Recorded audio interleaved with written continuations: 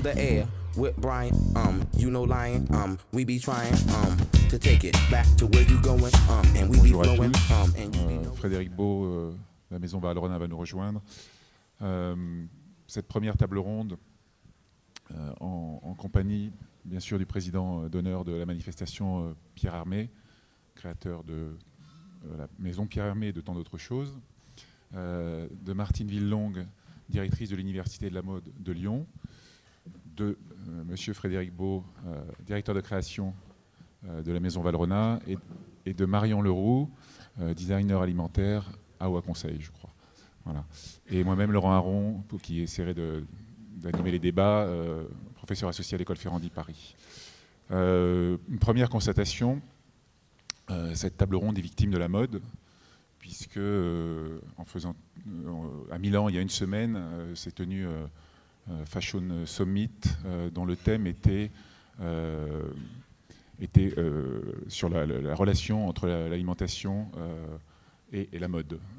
Fashion for food, food for fashion. Donc je pense que cette direction qu'on a choisie aujourd'hui a été prise il y a bien des mois. C'est assez amusant de voir que dans d'autres lieux et sur l'autre versant du sujet qu'on a choisi, à savoir la mode, on s'est intéressé à celui qu'on traite en priorité aujourd'hui, à savoir l'alimentation et la gastronomie. Ce dont nous allons essayer de parler, donc, c'est de ces rapports entre les deux phénomènes, et derrière le sujet des tendances, et des tendances que la mode nous donne pour mode de fonctionnement. Je pense que c'est sur ce sujet qu'on va démarrer. Aussi, le processus de création qui fait les tendances ou qui les ignore. Je pense que c'est ce qui est l'élément directeur de cette logique de tendance ou de la façon dont elles sont créées, négligées, suivies, dépassées par les acteurs, et les acteurs de ces deux secteurs absolument essentiels dans la transmission de l'image de la France, dont parlait un des orateurs, à savoir notre image en tant que créateur de mode ou de produits culturels comme la gastronomie. Donc je vais commencer par donner la parole à Martine Villelongue, après cette introduction, pour essayer de planter le décor sur qu'est-ce que, du point de vue de la mode, représente une tendance et en quoi ça nous apprend des choses par rapport à la gastronomie. Alors d'abord, merci de me donner la parole. Merci surtout de m'accueillir à Tours, et je suis très très contente que l'Université de la mode participe à cette rencontre dont j'ai certainement beaucoup à apprendre. Donc d'abord, merci à tous de votre accueil, et merci surtout à l'Université Rabelais. Je suis toujours contente qu'il y ait des contacts entre les universités. L'Université de la mode fait partie de l'Université Lumière Lyon 2, et c'est très bien donc qu'il y ait des échanges ainsi inter-universités. Alors pour essayer de camper le décor, puisque c'est ce que vous me demandez, semble-t-il, Laurent, bien sûr, il y a des liens forts, intrinsèques, fondamentaux, me semble-t-il, entre le monde de la mode et le monde, je dirais, du culinaire, d'une manière générale, et qu'il y a tout un certain nombre de fonctionnements qui semblent être les mêmes. Il va sans dire, Monsieur Hermé le dira certainement beaucoup mieux que moi, que toute création culinaire tire parti de l'ère du temps, des courants qui animent, qui innovent dans notre monde contemporain, et bien sûr le succès de certains courants culinaires montre à quel point ils adhèrent aux courants, aux envies, aux évolutions du goût au sens le plus large du terme. Mais je voudrais dire deux choses par rapport à la question précise que vous me posez. D'abord, le thème de cette table ronde met en parallèle les tendances au pluriel, et non pas la mode, mais les modes. C'est comme ça que vous m'avez posé la question. Je crois qu'il y a une chose fondamentale à dire. Les tendances sont, dans le domaine qui est le nôtre, des prescriptions, presque des ordres, qui sont émis par des cabinets spécialisés, par des experts, par des agences, par des organismes institutionnels très très forts et très observateurs, qui donnent aux créatifs un certain nombre de prescriptions dans un but de marketing, c'est-à-dire dans un but de communication et dans un but d'efficacité et de garantie de la consommation d'une certaine manière. Les modes, et vous les avez mises au pluriel, sont des courants sociologiques plus forts, me semble-t-il. Et les modes, même si elles gardent une connotation, je ne dirais pas éphémère, mais je dirais passagère, dans le monde qui est le nôtre, les modes sont des courants qui ont une sorte de force de fond, force valable pour transmettre les aspirations du moment que nous vivons ensemble et que nous partageons. On verra, pardon, je termine juste ma phrase, excusez-moi, on verra que cela a des conséquences très très fortes sur les créatifs, et on a la chance d'avoir des créatifs donc ici à notre table, et donc c'est ça qui est important, me semble-t-il, par rapport à eux. Alors on va revenir, je pense, pour essayer de voir à quel point le modèle du secteur textile, de la mode et des modes, puisque vous évoquez le pluriel, a différentes points d'entrée.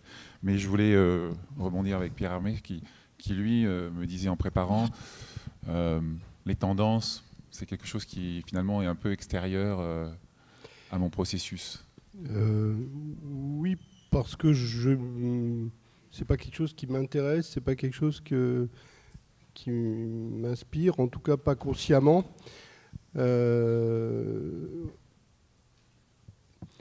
Moi, je suis plutôt je fonctionne par rapport à mes envies, mes propres envies, les produits que je peux découvrir, des lectures que je peux faire, des rencontres que je peux faire, des images que je peux voir. Mon inspiration, elle vient de là. Et on n'est pas, nous, dans une offre de réponse aux consommateurs, on est dans une offre de proposition. Donc je ne cherche pas à répondre à des demandes de consommateurs. Moi, je ne les appelle pas consommateurs, pour moi c'est un gros mot. Je les appelle des clients avec lesquels j'essaye de leur faire vivre une expérience. C'est tout simple. À travers des émotions à la fois gustatives, visuelles certainement, parce qu'on achète aussi d'abord avec les yeux, mais sans artifice, en allant à l'essentiel. Et donc, je trouve que de regarder a posteriori les tendances qui se dégagent, c'est intéressant du point de vue du constat. C'est pas, on n'est pas à regarder des cahiers de tendance ou des choses comme ça. Je sais que ça se fait dans la mode, je ne sais pas si ça se fait dans la haute couture, je sais que ça se fait dans la mode prêt-à-porter, certainement, on dégage des tendances et tout ça, mais on est vraiment, moi je suis vraiment plutôt dans la création pure et dure qui correspond à moi, à mes envies, à mon expression, à mon envie. Et donc, pour moi, tendance, c'est presque aussi un gros mot, quoi. Donc, alors, on voit bien que le débat se plante là, c'est-à-dire qu'il y a un monde de la mode où, et vous reviendrez dessus, Martine Villelongue, je pense, parce que ça est en train d'évoluer, il y a des influenceurs, des cabinets, et puis il y a une position d'un créateur qui lui est victime des tendances, mais celle qu'il crée en fait. Donc Frédéric Beau, quand on a échangé, vous me disiez qu'il y avait un espèce de virus quand même dans le secteur de la gastronomie, de la pâtisserie, qui est le mimétisme. Je ne sais pas si j'emploie le bon terme. Alors, comment il fonctionne et est-ce qu'il nourrit les tendances ou est-ce qu'au contraire il construit des choses qui sont trop artificielles et qui altèrent la création? Bonjour à toutes et à tous. Oui, en effet, je trouve très intéressant la vision d'un Pierre Hermé qui est certainement un des pâtissiers à mes yeux et aux yeux de toute notre profession un vrai créatif, et on se connaît depuis longtemps. Et moi, je crée des cahiers de tendance pour Valrhona. Je suis le directeur de la création de Valrhona. On travaille pour des artisans. Et quand je vois qu'un cahier de tendance devient le guide pratique de l'imitateur, ça me frustre énormément. Quand on crée un cahier de tendance pour des clients, et c'est pas pour c'est pour des clients assez privilégiés de l'entreprise, et quand je vois qu'on est plus dans la reproduction et on s'éloigne beaucoup trop souvent à mes yeux de la raison d'exister de ce cahier de tendance, qu'on n'appelle plus d'ailleurs, j'ai voulu l'arrêter d'appeler cahier de tendance parce que je trouve que c'est un gros mot, les tendances. Puis je trouve que quand on est dans la tendance, c'est qu'on est déjà en retard. On l'a appelé cette année cahier d'inspiration. Donc nous, on donne des idées à des clients, pâtissiers du monde entier. On essaye de leur donner, non pas de leur mettre des roulettes au vélo, mais de leur donner des idées, de les aider à créer, et non pas à devenir la marionnette de Pierre Hermé, la marionnette de Jean-Paul Évin. Et trop souvent, c'est ce que j'explique dans mes éditos, c'est s'il vous plaît, n'essayez pas de faire comme Pierre Hermé, vous n'y arriverez pas, il est unique au monde, et les imitations sont souvent très pâles. Je te disais hier dans le train, je suis dans un village où il y a un pâtissier qui fait des Ispahan. Je lui ai dit il n'y a pas longtemps, je pense que je vais venir te mettre un seau de peinture vinyle sur la façade, parce que c'est pas gentil pour Pierre Hermé de faire ça, et en plus de l'appeler Ispahan. Et là on est dans l'imitation, c'est un bon copain à moi, hein. On est dans l'imitation, et je pense que les gens s'étiolent eux-mêmes, ils se privent d'énormément de plaisir dès lors qu'ils sont dans l'imitation. Et aujourd'hui, il y a en effet, je trouve, trop de plagiat. Les gens ne se font pas assez mal. Créer, c'est un acte difficile, c'est un acte long.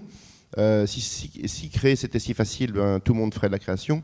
Et quand on parle de vraie création, non pas j'ai créé un gâteau, j'ai fait l'Ispahan, mais j'ai changé la rose par de la fleur d'oranger. C'est pas ça de la création. Et en effet, je déplore cette issue un peu facile qui est plus j'imite, où j'ai fait un peu comme, mais j'ai un peu amélioré quand même le truc parce que je suis quand même meilleur, plutôt que de s'inspirer. Et dans notre métier, il y a énormément de je fais comme. Et je trouve qu'ils se privent d'énormément de plaisir, ces professionnels. Je leur dis souvent. C'est une contagion qui n'enrichit pas l'objet d'où elle part, en fait. Ça n'enrichit ni le débat, ni l'objet, ni la personne qui va le faire, je trouve. Alors, on va le voir, en fait, sur ce sujet-là, ça dépend de quoi on parle, de quel produit, de quelle logique. C'est pas la même chose, la haute couture, la haute gastronomie, de quelle gamme. Pour finir de se présenter, de faire un peu le tour de table, Marion Leroux, quand on est sur les produits plus mass market, les gens manquent peut-être d'inspiration ou ont besoin de s'inscrire dans une logique de marché plus large. La tendance prend son sens dans ces cas, peut-être. Tout à fait. Bonjour à tous et à toutes. Par rapport à mon expérience de designer alimentaire, en entreprise, par rapport aux grandes industries agroalimentaires, donc, qui ont derrière des chaînes de production assez importantes, on fait appel à des cabinets de tendance qui justement vont, on va dire, rythmer les tendances de demain, mais aussi on va également s'ouvrir à observer le quotidien des Français, voir vraiment quels sont les réels besoins du terrain. Donc on essaye de mixer les inspirations, ceux qui vont nous tendre vers des nouveautés au niveau des innovations alimentaires, mais aussi répondre à des besoins par rapport à la maturité du marché. Donc on essaye d'apporter ça à un quotidien industriel qui, eux, sont vraiment dans la technicité, l'ingénierie, pour justement ouvrir les regards et lancer de nouveaux projets. Alors ce besoin qui se centre sur la demande, quelque part j'ai envie de dire sur la rue, pour vous redonner la parole, est-ce que, je pense que c'est important que vous nous donniez, parce qu'il y a des logiques avec des effets retard entre les deux secteurs, je pense, qui sont intéressantes dont il est intéressant de discuter. Dans ce secteur de la mode, qui est vraiment l'archétype de la tendance, vous m'avez parlé d'une évolution importante. Alors, en fait, je pense qu'en écoutant M. Hermé, on a bien compris ce que vous voulez me faire dire, c'est-à-dire que dans tout secteur de la mode, je vais schématiser, mais je vais le faire simplement pour essayer d'être clair. Il y a au moins 2 secteurs. En réalité, il y a une hiérarchisation qui est plus subtile et plus graduelle, mais il y a 2 secteurs. Il y a la consommation courante, et puis il y a les grands créatifs, alors qui seront des grands pâtissiers ou qui seront des grands créateurs de mode, voire même des grands couturiers. C'est un petit peu subtil parce que le rôle des grands couturiers est en train de changer beaucoup. Mais il y a donc des niveaux créatifs et donc des niveaux d'innovation qui entraînent les autres, en quelque sorte, qui sont différents.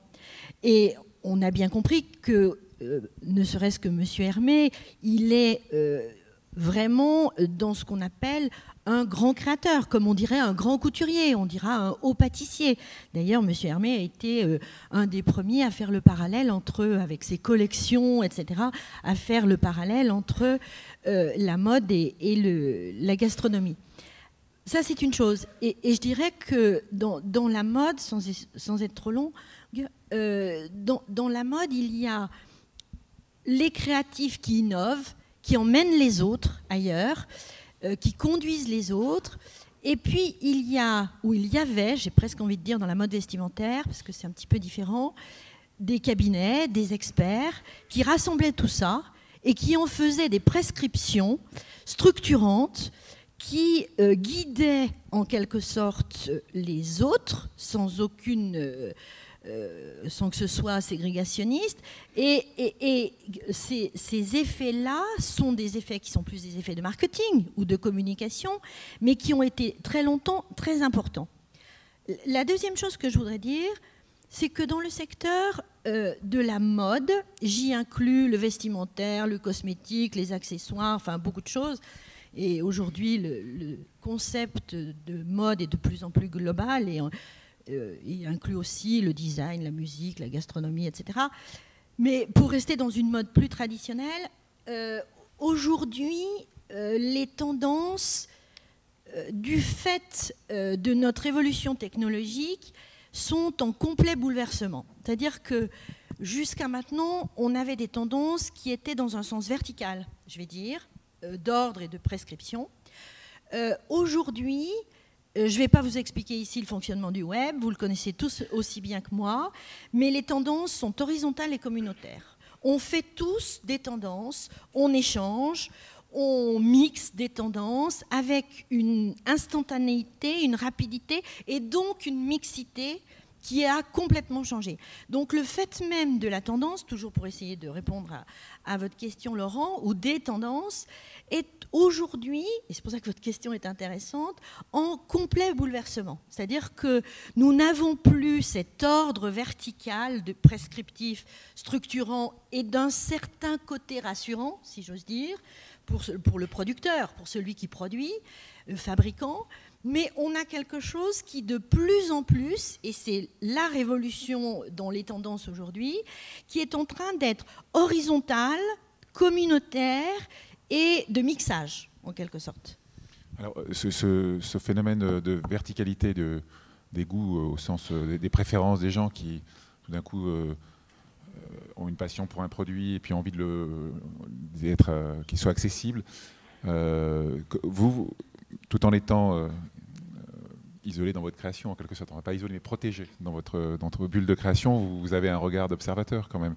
Est-ce que vous avez l'impression que dans la pâtisserie, il s'est produit un peu un phénomène qui fait que les gens ont envie de choses plus diverses, mais qui peuvent repérer, comme les choux, comme les... Comment vous analysez un peu l'évolution? Est-ce que des phénomènes dont parle Martine Villelongue, on les retrouve dans l'intérêt que les gens ont pour la pâtisserie, qui est croissant quand même? On peut dire que les gens s'intéressent plus à la gastronomie aujourd'hui. Comment vous analysez les choses? En fait, on voit moins apparaître de généralistes que de spécialistes. Ça veut dire des boutiques, je parle dans le domaine de la pâtisserie, qui proposent uniquement un type de produit. Ça peut être les macarons, ça peut être les choux, ça peut être... bien sûr, ça existait déjà, mais que du chocolat. Après, l'autre jour, j'ai vu la maison du croque-monsieur. J'ai vu des choses plus spécialisées qui apparaissent. Je ne sais pas si ça, c'est une tendance, si on peut le qualifier d'une tendance.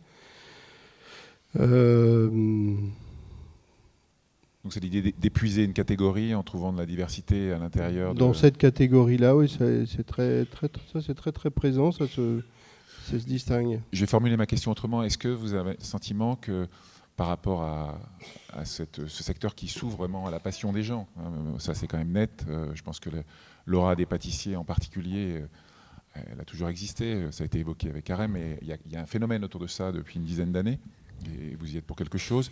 Est-ce qu'il y a un phénomène, je vais être un peu provocateur, est-ce que vous avez le sentiment qu'il y a plus de phénomènes moutonniers, en quelque sorte, par rapport à des produits phares, et que vont reproduire des fois des confrères, ou des choses comme ça? En fait, il peut avoir un effet, oui, moutonnier, ou je ne sais pas comment on peut l'appeler autrement, mais... C'est moi qui ai été désobligeant pour le consommateur. De reproduire des bonnes idées, en fait. On le voit qu'il y a des gens qui fonctionnent ça en disant c'est une opportunité, on va foncer dessus. Ça peut être des choux, des éclairs, les macarons. Le macaron, pour moi, c'est quelque chose auquel je suis arrivé parce que c'est un produit sur lequel je travaille parmi tant d'autres. Mais donc j'y suis arrivé et j'ai eu envie de pousser cette catégorie. Donc c'est parti aussi d'une envie et puis on l'a érigé en business model.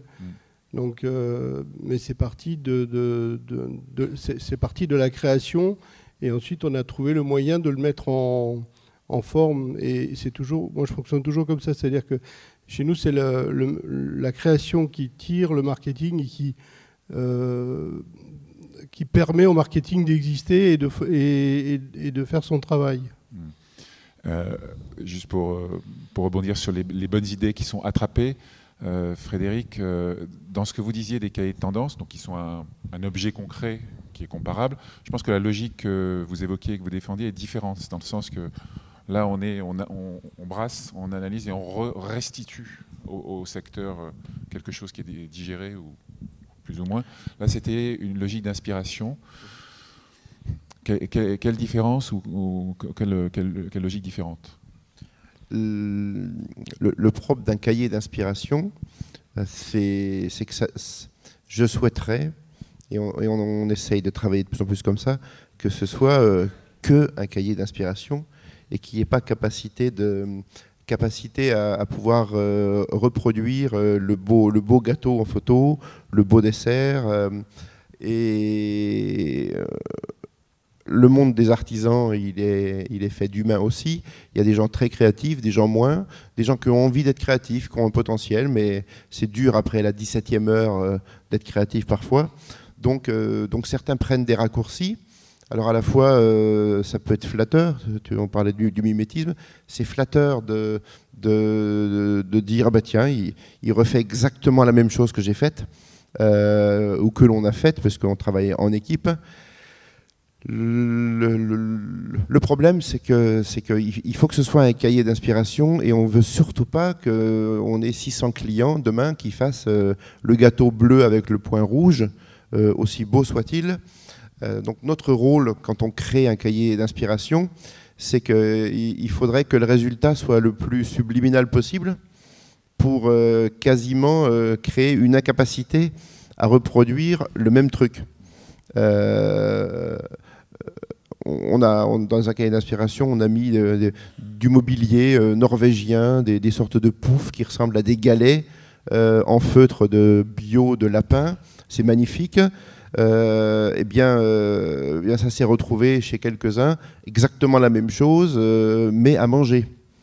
C'est magnifique, sauf que ça ressemblait un peu à un savon. Un galet, c'est un peu un savon quand on y réfléchit bien.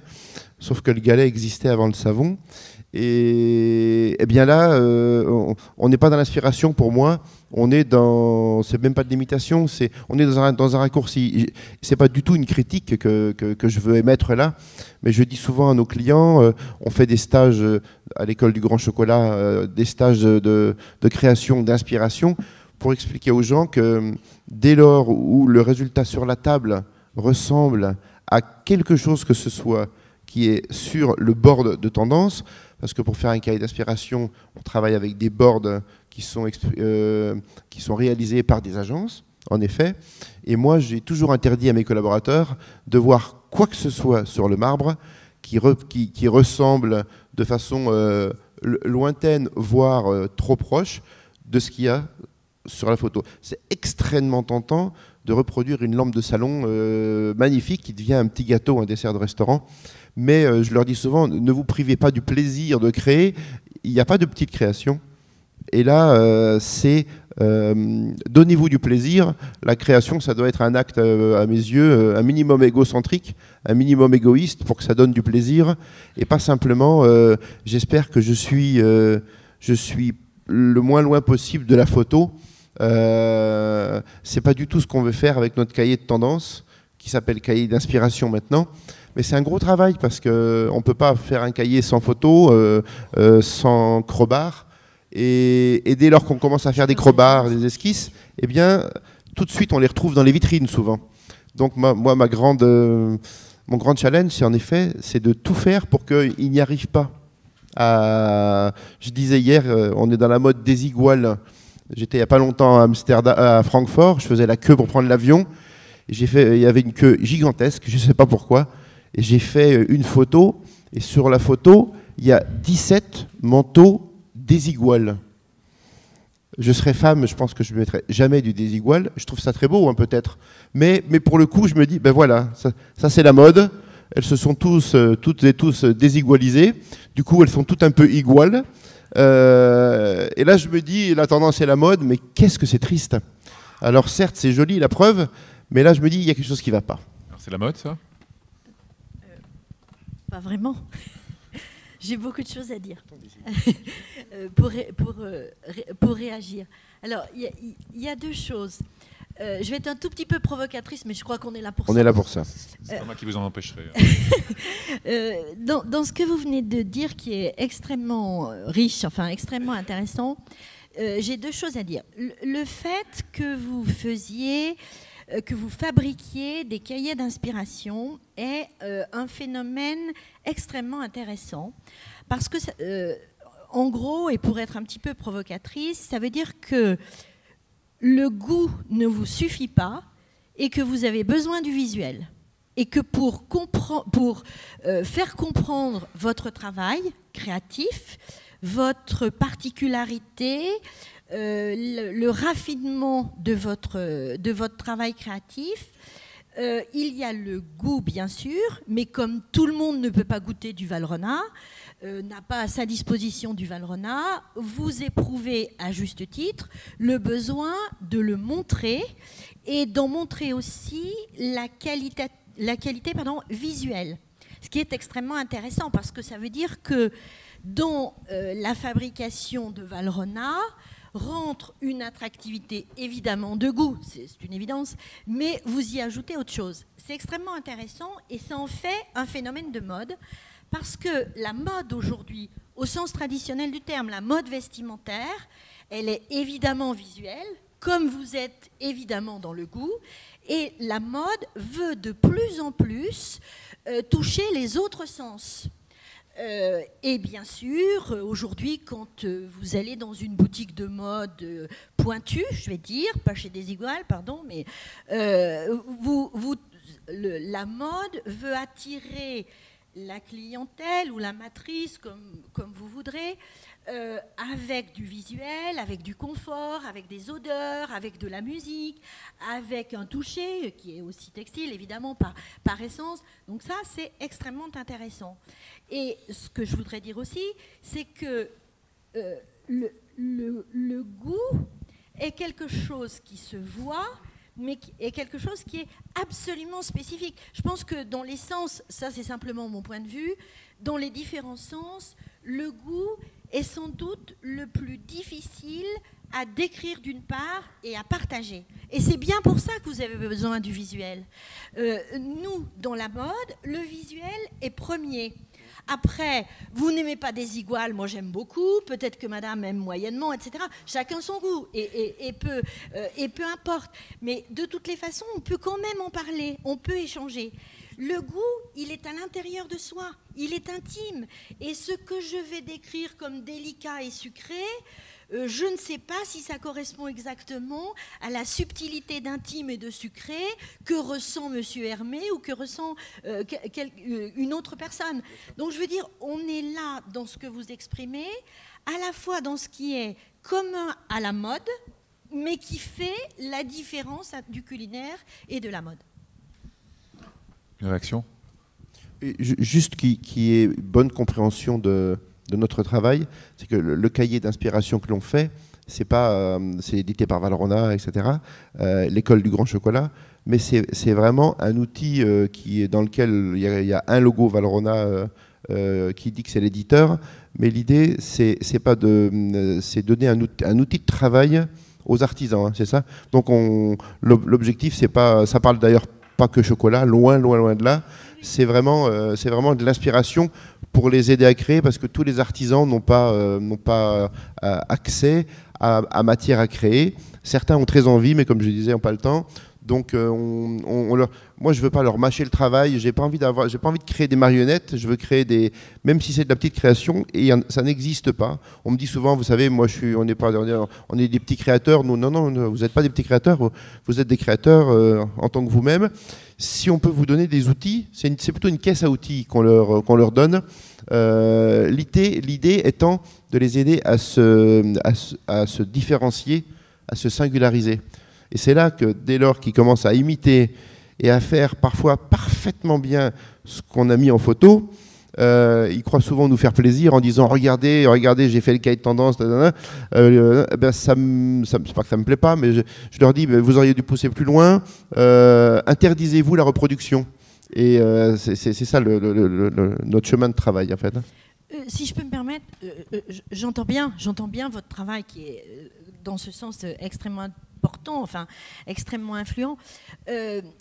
Ça touche autre chose, si je peux me permettre, c'est qu'aujourd'hui, dans ces domaines-là, et je les inclus tous, les créatifs, quel que soit leur degré de créativité et d'innovation, éprouvent tous un besoin qui est commun à la mode, c'est de vouloir être pointu dans son domaine, de vouloir avoir un travail de niche, un travail d'excellence, un travail de raffinement extrême dans son domaine. Et d'ailleurs, c'est une des ambiguïtés de la mode au sens large, c'est quand vous regardez la mode aujourd'hui, on commence par être extrêmement pointu dans son domaine, et puis après, on se transversalise, c'est-à-dire on touche à d'autres produits, parce qu'on pense d'une manière sans doute un petit peu trop simple, que parce qu'on a été extrêmement pointu dans le manteau d'hiver de toutes les couleurs, sans allusion à ce que vous disiez tout à l'heure, on pourrait peut-être être capable d'être pointu dans tous les domaines, ce qui n'est jamais le cas. Pierre. Oui, tout à l'heure. On peut constater aussi a posteriori certaines tendances. Ça veut dire que, par exemple, entre l'époque où j'ai fait mon apprentissage et aujourd'hui, dans les recettes, à recettes identiques, il y a souvent 30 à 50% de sucre en moins. On a vu aussi apparaître beaucoup plus l'expression du sel dans la pâtisserie, même si le sel était déjà dans le millefeuille, parce que dans le millefeuille, c'est une pâte salée avec une crème sucrée. Donc, le sel apparaît de plus en plus comme dans les ingrédients. Donc ça, c'est des tendances qu'on peut constater a posteriori. On peut voir aussi qu'il y a une forte poussée des agrumes. On peut constater ce genre de... Je ne sais pas si c'est des modes, des tendances ou des phénomènes de fond, quoi, parce que dans le temps, dans la pâtisserie, le sucre avait un rôle de conservateur. Aujourd'hui, aujourd'hui, il a un rôle d'assaisonnement, d'exauceur de goût. Donc, ouais, on peut constater ce genre de choses, ces tendances-là. La question que vous posez, c'est est-ce que c'est a posteriori ou qui a une dimension prédictive en fait à ce mot-là. Donc ce qu'il y a de commun sur ce plateau aujourd'hui, c'est que si j'ai dit que mode et gastronomie autour du terme tendance, c'est peut-être tendance, mais le terme tendance, lui, il l'est moins puisqu'il est un peu dépassé dans la mode en tant qu'il était structuré. Il est un peu dénié par le créateur dans le sens que vous utilisez le mot inspiration. Je pense qu'il y a une question à se poser, c'est le processus vous avez parlé d'individu, de subjectivité du goût, d'individualité, c'est qu'il est au carrefour de deux logiques d'individuation, c'est-à-dire celle du créateur qui veut faire, c'est pas il veut, je pense que spontanément c'est sa nature d'essayer de faire les choses qui lui sont propres et différentes de celles des autres, et les gens qui consomment ont tendance à vouloir être distincts les uns des autres. Donc peut-être que la tendance ou l'organisation des tendances par des opérateurs, Cahiers ou autres, elle est là pour faire un dénominateur commun. Alors ça a une vérité économique quand on est sur un marché. On reviendra dessus, parce que je pense suivant les marchés, suivant les types de création, suivant les types de produits, il y a un dosage. Mais quand on parle de marché large, accessible économiquement, on a du mal à s'en passer. Donc je voulais vous redonner un petit peu la parole sur le sujet. Tout à fait. Pour rebondir, aujourd'hui, on ne demande pas de vendre du goût, que seulement du goût. En plus de la valeur nutritive du produit, on doit créer un univers derrière. Donc, c'est-à-dire, oui, tout à fait. Pour rebondir, par exemple, pour une marque de biscuits, au-delà du biscuit fourré au chocolat, aujourd'hui, on me demande justement d'imaginer une expérience que va vivre le consommateur avec la marque. Donc on me demande de designer des jeux, des expériences en magasin, des tournées sur les plages. Donc ça va beaucoup plus loin que la fonction première de l'aliment qui est de nourrir. C'est vraiment créer un lien avec le consommateur. D'où, pour rebondir aussi sur les propos de Pierre Hermé, il y a des tendances de fond qui sont le côté un peu sain du produit, mais aussi le côté malin, où justement il va y avoir de la complicité entre les marques et justement le quotidien des consommateurs. Donc aujourd'hui, en tant que designer, on essaye d'ouvrir ces champs d'action, pas forcément ciblés sur le produit, mais vraiment sur l'environnement, le contexte de consommation. Mais la tendance, elle n'est pas centrée sur le produit dans ce que vous dites, elle est centrée sur l'expérience. Ça, c'est quelque chose qu'on connaît depuis longtemps dans la mode, c'est ça que vous dites. Voilà, c'est ça. On regarde vraiment les besoins, les usages et les modes de consommation. Et c'est ça qui vont justement rythmer les tendances. Les nouvelles façons de consommer, les nouvelles habitudes alimentaires vont justement ouvrir, on va dire, un portefeuille multiple de tendances.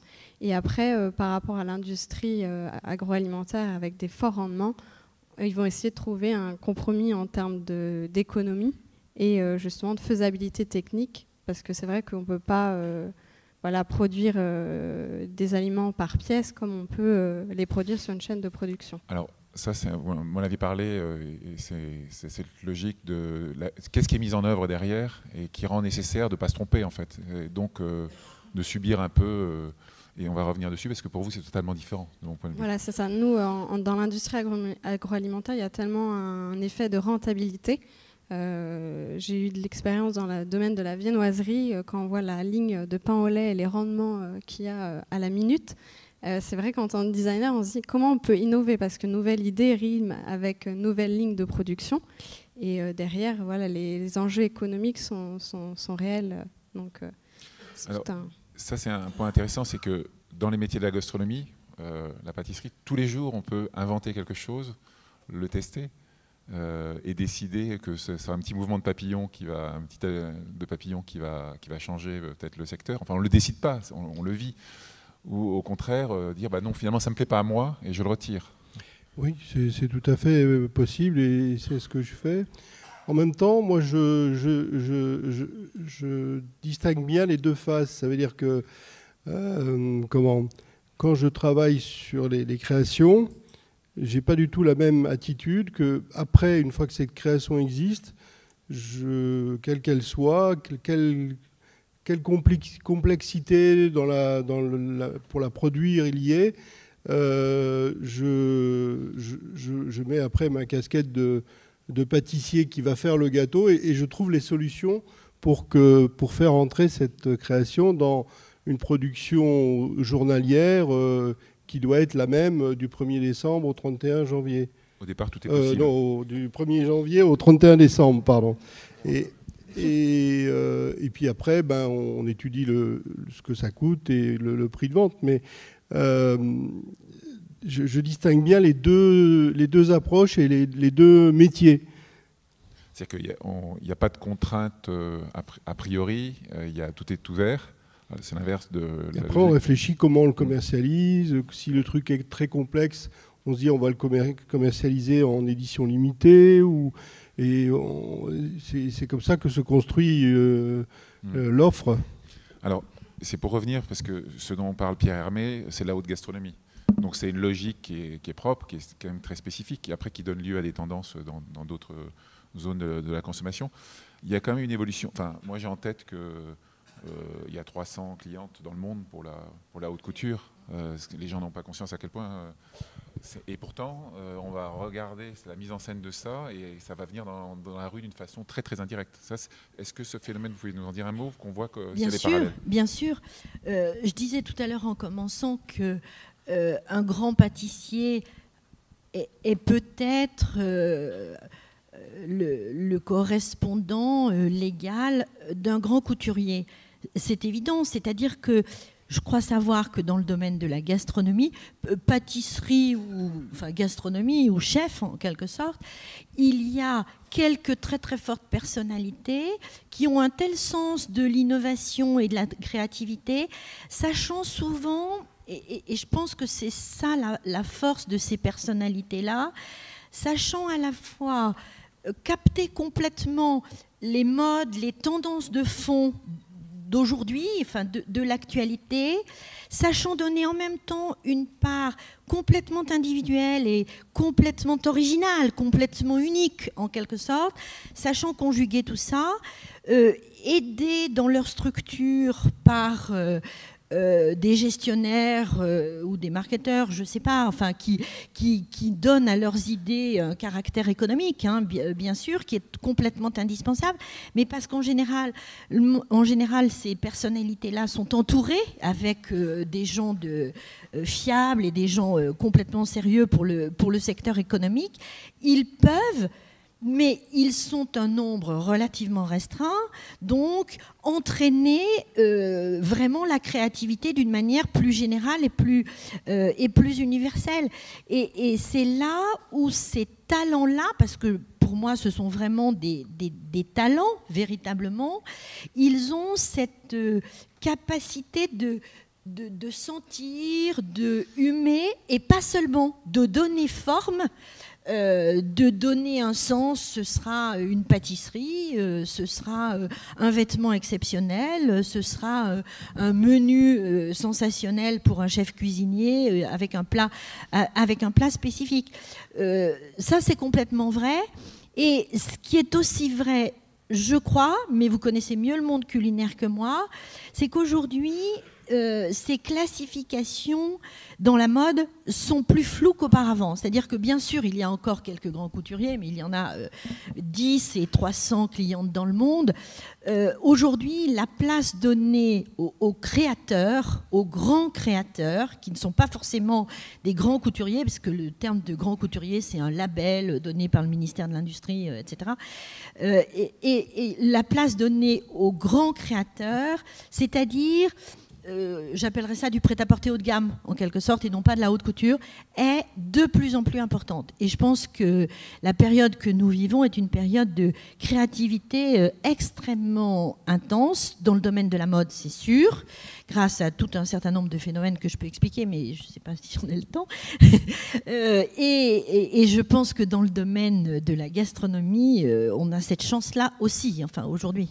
C'est peut-être là où le parallèle est plus paradoxal qu'il n'y paraît, c'est-à-dire qu'entre le créateur de haut niveau dans la mode et dans la gastronomie, en ce sens que vous nous dites, c'est avant tout quelqu'un qui est capable de capter le monde qui l'entoure. Bon, on voit les influences artistiques, etc.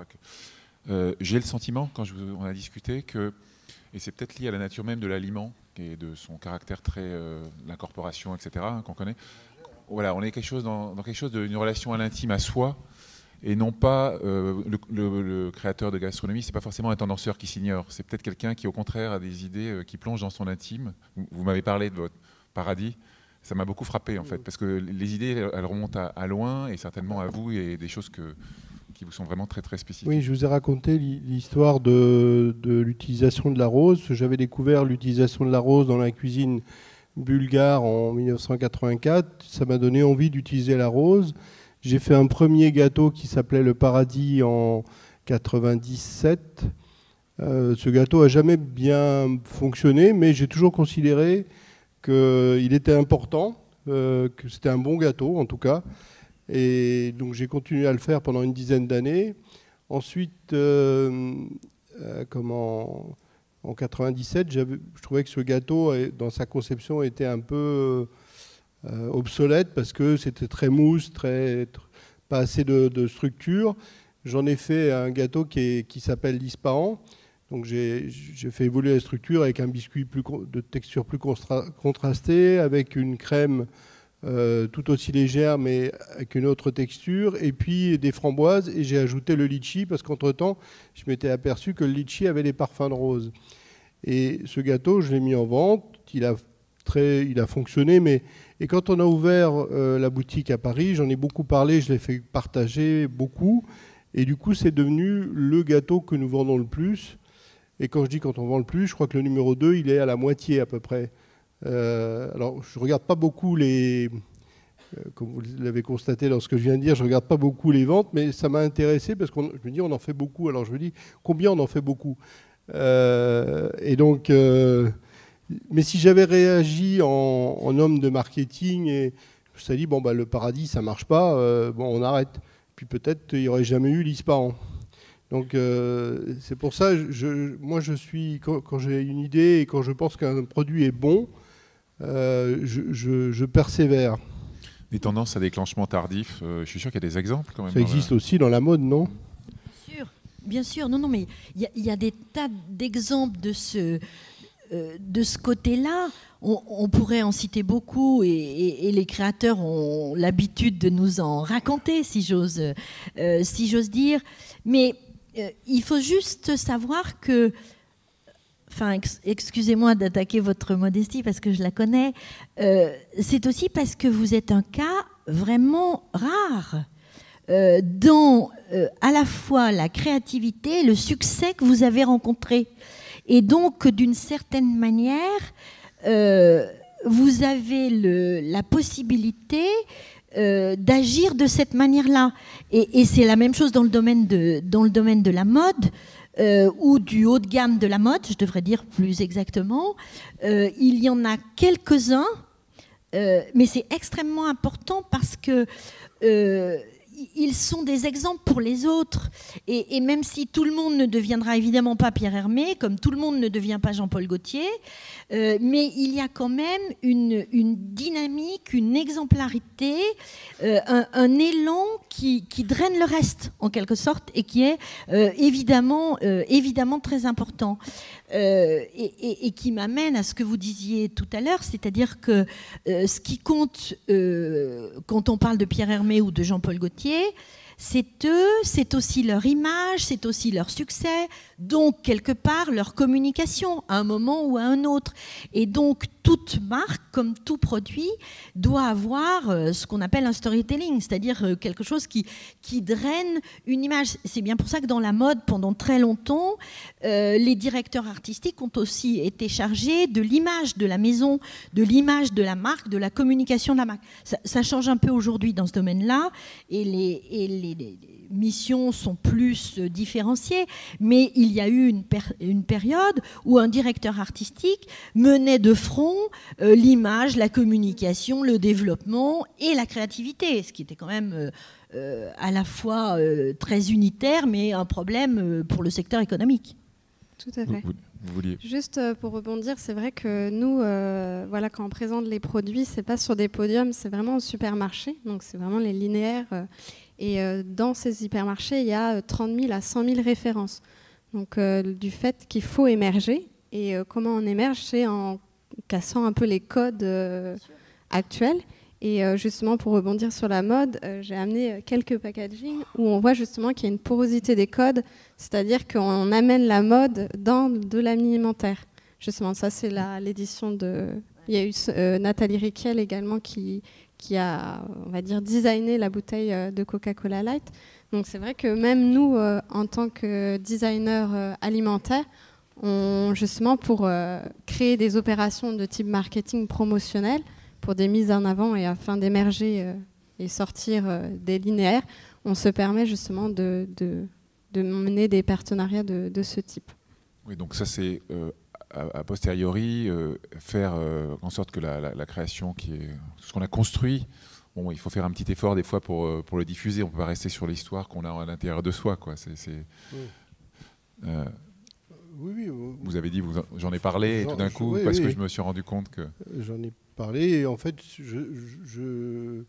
comme ça vient de moi et que je peux en parler de manière très facile et le faire partager le plaisir que j'ai. Alors ça, c'est la vraie différence dans ce que vous nous racontez, c'est que ça vous appartient du début jusqu'à la fin. Voilà. Enfin, la marque Pierre Hermé est incarnée, quoi. Et je voulais juste ajouter une petite précision que c'est j'ai choisi d'ailleurs de créer ma propre maison justement pour pouvoir faire mon métier comme j'avais envie. C'est un vrai choix, un choix qui a été parfois difficile, mais en même temps, c'était vraiment un choix pour pouvoir faire comme je voulais. C'est plus facile d'en parler a posteriori, parce qu'on voit ce qui a été accompli, mais c'est vrai que le chemin est long. Mais par rapport à la même base, hein, quand Frédéric Beau parlait des possibilités de s'inspirer, il y a un vrai choix à faire en fait. Oui.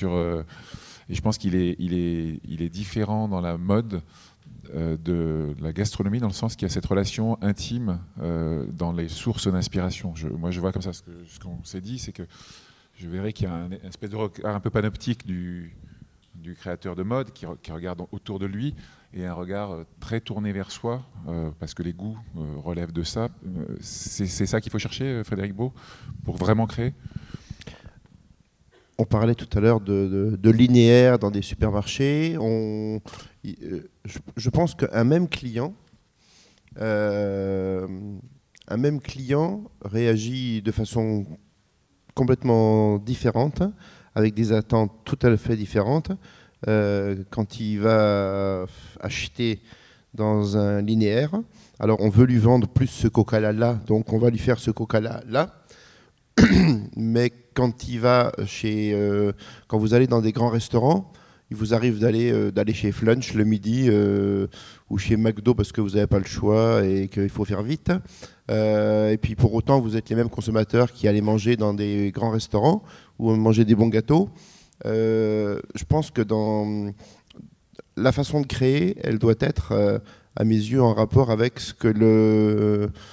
un peu ce que vous disiez, c'est un niveau d'intensité différente. Ça doit être en rapport avec ce qu'on veut faire vivre au client, ce qu'on veut lui vendre, parce que Pierre Hermé, il a une entreprise, lui aussi. Il faut, ça, on crée pas pour que ça fasse du fric, on crée, et ensuite, si ça fabrique de l'argent, c'est bien, mais la clé d'entrée, c'est qu'est-ce que je veux faire vivre à mon client. On se rend compte que même en GMS, eh bien, on commence à avoir, j'oserais dire que moi ça me fait un tout petit peu rire, c'est pas une attaque du tout, hein, mais c'est vrai qu'on voit parfois que les marketeurs en GMS, ils nous pondent des concepts méga capillotractés. Limite, il faut fumer avant d'essayer de boire et comprendre. Mais parfois, je les trouve... Il y a beaucoup de marketeurs chez Valrhona, et moi, j'ai dépendu du service marketing pendant 25 ans. J'adore ça. Mais en effet, on arrive à imaginer des trucs improbables dans le marketing. Je trouve ça fabuleux. Et c'est pas du tout une moquerie, hein, mais je trouve ça assez incroyable de voir comment on est capable de leur faire... moi, Karl Lagerfeld sur une bouteille de Coca-Cola, je trouve ça quand même fabuleux. C'est à peu près toujours aussi dégueulasse qu'il y a dedans. Mais il y en a qui adorent le Coca-Cola, hein, j'en bois de temps en temps. Mais le Karl Lagerfeld, je trouve ça fabuleux d'oser ça. Ensuite, je pense que dans d'autres univers, la création, l'acte est différent, parce qu'on invite réellement des gens à des vrais voyages. Quand vous allez dans un grand restaurant, vous allez chez un pâtissier, les gens, le même consommateur, il attend autre chose. Et je pense que l'acte de création, il doit être beaucoup plus égocentré, dans la mesure où il n'attend pas qu'on réponde à son besoin, il attend à vivre l'aventure. Pierre Hermé, je travaille pour Valrhona, on fait du chocolat, il y a 42 000 chocolateries sur Terre. Eh bien, quand ils mangent du Valrhona, ils attendent bien autre chose qu'une tablette de 100 grammes. Ils s'attendent à ce qu'elle soit plus chère, peut-être, mais en fait, le prix, on n'en parle même pas. La clé d'entrée, c'est moi, j'attends ça. Ils ne savent pas ce qu'ils attendent en soi, mais ils attendent de l'émotion, ils attendent de la vibration. Ils ne s'attendent pas simplement à se baffrer une tablette de 100 grammes de chocolat noir. C'est un autre moment, ça. Et je crois que l'acte de création, il est différent. Ce que je trouve intéressant, c'est qu'avec le même client, on le met là et on le met là, ça n'a rien. Ces attentes peuvent être diamétralement opposées. Et en effet, dès lors que l'on parle d'artisans, et d'artisans de haut niveau. Haut niveau, ça ne veut pas dire des grandes marques. Hein. Vous avez à Tours des chocolatiers qui ne s'appellent pas Pierre Hermé, qui ne sont pas mondialement connus et qui sont des gens extrêmement talentueux, chez qui, quand vous allez, vous attendez pas simplement d'aller acheter 100 grammes de chocolat pour les bouffer dans la voiture, parce que vous achetez des petits morceaux de plaisir, des instants de plaisir égoïste. Et c'est là où les créatifs, les créateurs, artisans, ils sont dans une démarche différente. Ils ne veulent pas répondre à t'as envie de bouffer du chocolat, ben achète-toi un Chocoletti ou un Kinder. C'est non, j'ai pas envie de chocolat, j'ai envie de plaisir. C'est une invitation à autre chose. Et l'acte de création, il est différent. Les artisans peuvent aussi, eux, parfois, on peut créer des choses plus banales, qui répondent à un besoin. Je veux manger de la brioche avec des pépites de chocolat. Mais on peut le faire aussi, mais on peut le faire aussi original. Alors ça, c'est une logique d'expérience qui est évidemment qui préside au choix de ce type de magasin où on veut vivre quelque chose. Vous parliez, Marion Leroux, de l'expérience dans l'acte de consommation. Ce qui m'intéresse, c'est d'avoir votre point de vue sur... on a parlé du créateur qui en fait génère des tendances presque à ses dépens, hein, comme M. Jourdain, il est tendanceur sans le faire. Est-ce que dans les types de marchés que vous abordez, où la tendance est presque une obligation, parce qu'il faut massifier le marché pour amortir les investissements, on va utiliser des insights, des choses qu'on capte chez justement entre guillemets, les vrais créatifs, ceux qui ne le font pas exprès de faire des tendances, pour faire la tendance qui rapporte des sous, voilà, pour être un peu concret. Il faut savoir qu'en industrie agroalimentaire, quand on veut lancer une innovation, qui émane justement d'un travail de prospection, donc pas de l'opérationnel, vraiment une innovation pure, ça prend à peu près 2 ans. Et la méthodologie est de justement observer des tendances de fond, mais également en parallèle faire du qualitatif, c'est-à-dire qu'on va inviter des consommateurs autour d'une table pour justement avoir leurs insights et savoir vraiment quels sont les vrais besoins. Et comme M. Beau a dit, les insights vont être vraiment différents, alors que la question de départ est la même, mais c'est en fonction de la sensibilité de chacun et justement l'historique, le contexte aussi social, qui va justement proposer une diversité d'insights. Et suite à ça, on va essayer par rapport aussi à notre sensibilité de designer alimentaire, d'essayer de comprendre ce quotidien des Français pour justement choper, on va dire, le bon insight et justement dire c'est vers ça qu'on veut aller et être fort de ses convictions pour justement aboutir au bout de 2 ans. On n'est pas dans une logique où le serpent se mord la queue en demandant, en interrogeant les modes de consommation des consommateurs pour prédire leur mode de consommation. Après, on est dans l'industrie agroalimentaire. Moi, je sais que les expériences que j'ai eues, c'est dans des entreprises familiales. Et déjà, avoir cette démarche créative de comprendre le consommateur, ça bouleverse beaucoup. C'est déjà un risque. C'est déjà un risque parce que voilà, ils ont déjà plus de 30 ans d'expertise, de technicité. Et moi, quand j'arrive en apportant mes nouvelles idées, on me dit « Oh là là, qu'est-ce que tu vas nous faire ?» On n'est pas habitué à ce mode de fonctionnement, donc c'est vraiment tout nouveau. On peut se demander aussi donc, si une tendance est destinée à disparaître. Théoriquement, oui. Parce que c'est ce qu'il a défini, c'est qu'elle naît, elle fleurit et elle meurt. Ce qui m'a amené à réfléchir à ça, c'est parce que souvent on me dit « Ah, les macarons, c'est une tendance comme les cupcakes ». Alors moi, je m'évertue toujours à expliquer qu'en fait, le macaron est très ancré dans la tradition pâtissière française, donc à mon avis, ça ne va pas disparaître. Je pense peut-être que le cupcake aura moins de une longévité un peu plus courte parce que c'est un apport de l'extérieur qui ne fait pas partie de notre tradition, mais pourquoi peut-être que le cupcake va vivre aussi longtemps que le macaron. C'est intéressant ces phénomènes d'apparition et de disparition de tendance. La notion de cycle d'un produit. Qui sont très flagrantes dans la mode par contre, mais et de réapparition d'ailleurs. Martine. Oui. Je pense qu'effectivement, et c'est encore un des points communs entre la mode et la gastronomie, c'est l'apparition de produits qui ont un cycle et qui, d'une certaine manière, reviennent. Aujourd'hui, la mode est dite complètement néo-60 ou néo-70, et c'est vrai. Mais en même temps, et ça me permet de rebondir à la fois sur ce que vous avez dit, Monsieur Hermé, et sur ce qu'a dit Frédéric Beau. Il y a une chose que je trouve extrêmement intéressante dans ce que vous avez soulevé, c'est le mélange des inspirations et le mélange des sentiments dans la création. Et qu'aujourd'hui, la créativité, elle est faite d'une multitude d'effets. Des effets pérennes, des effets instantanés, des courants de fond, des effets qui viennent de l'extérieur aussi.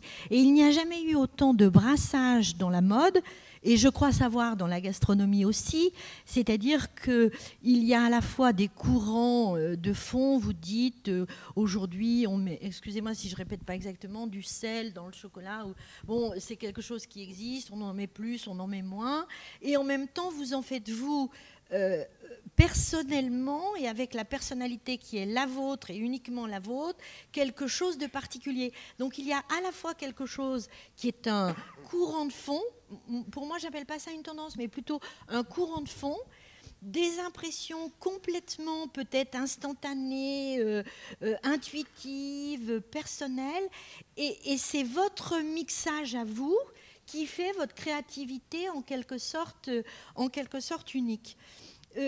Pour rebondir sur ce qu'a dit Frédéric Beau, je trouve qu'il y a une chose qui est très intéressante, c'est que, et je pense que c'est un petit peu la même chose dans la gastronomie, je pense qu'aujourd'hui, on vit une période où personne n'échappe à la mode, et avec d'autant plus de chances que chacun se fait sa mode.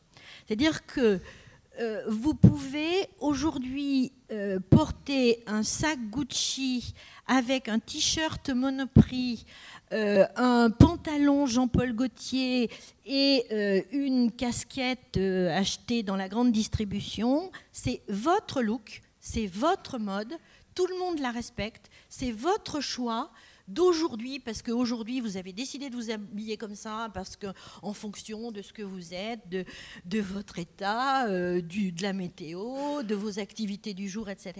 Et tout le monde le respecte.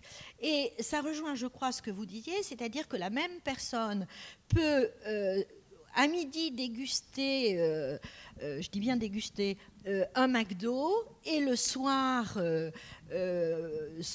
prendre un repas absolument délicieux chez un chef étoilé et terminer par un gâteau Pierre Hermé, et entre-temps il s'est acheté des chocolats Valrhona, quoi. Donc, et je pense que cette espèce de mixage des envies, elle est aussi complètement contemporaine, et je pense que c'est un point commun entre la mode et la gastronomie aujourd'hui. Oui, c'est aussi guidé par les modes de vie et l'évolution des modes de vie, non ? Tout à fait.